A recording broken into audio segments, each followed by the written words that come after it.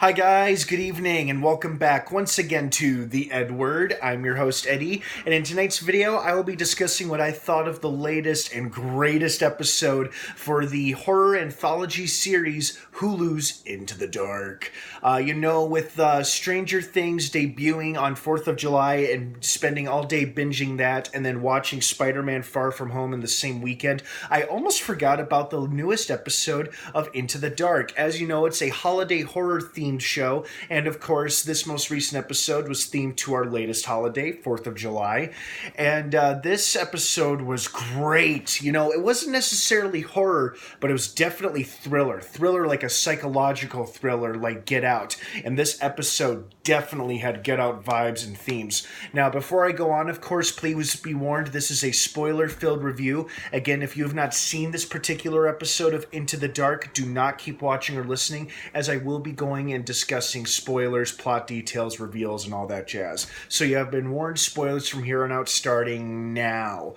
Great episode. I mean, it felt so relevant and important, and it was gripping, it was exciting, it was a bit of a mind twister, and it just seemed so like almost appropriate too. Not only appropriate due to the holiday that it was centered around, but just appropriate for the times that we're living in. I mean, with all of the controversy at the American-Mexican border and the treatment of asylum seekers, and then the politics involved, and just the never-ending debating and arguments between both sides. I mean, this episode just felt so relevant, like scary, all too real relevant. I mean, the premise was a bit fantastical, obviously, because you had scientists basically doing a human experimentation on immigrants, giving them the false belief or idea that they were living the American dream. I mean, I knew the second she woke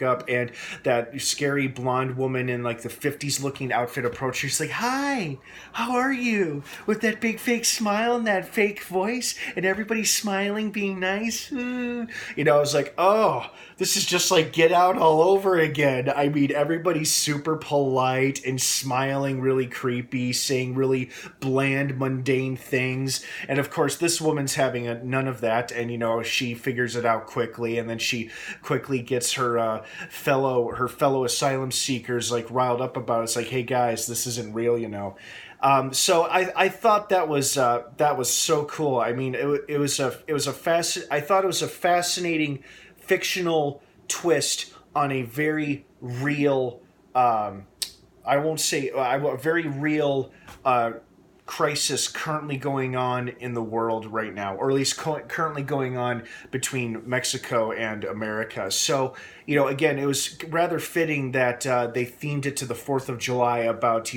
our nation's birthday, and then like exposing the asylum seekers to fireworks and like giving them brief history of our country. And then, but like the whole pretense that we make them think they're here, but they're not really here, that they're trapped in confinement.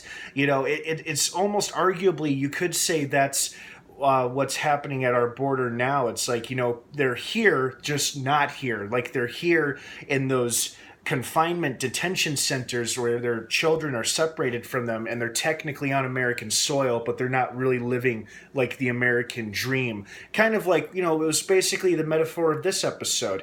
And I thought that was just fascinating and incredibly well done too.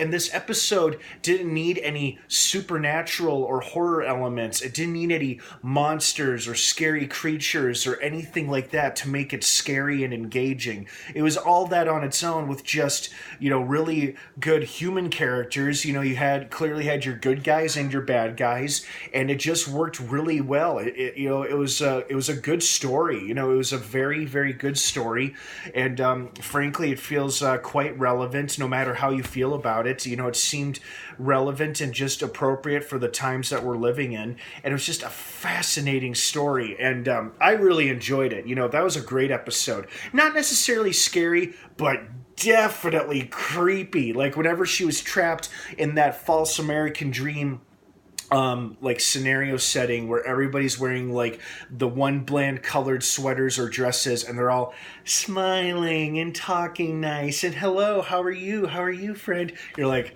oh, this is creepy, something's not right here. I'm like, it's either like it's obviously an illusion, and it's either hallucinations brought on by drugs, or maybe it's something else. And it turned out to be a combination of like those VR goggles, and then they're pumping their systems full of drugs.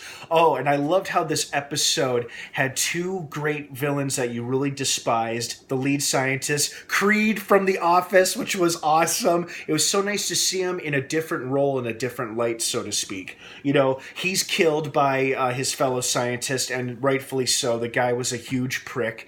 And then our main character, Marisol, finally gets justice on her rapist, and then uses the line that he used on her, don't worry, this will only last a few minutes, and then strangles him violently to death, you know, after he threatens to kill her. And I mean, serves him right. The man was a pig.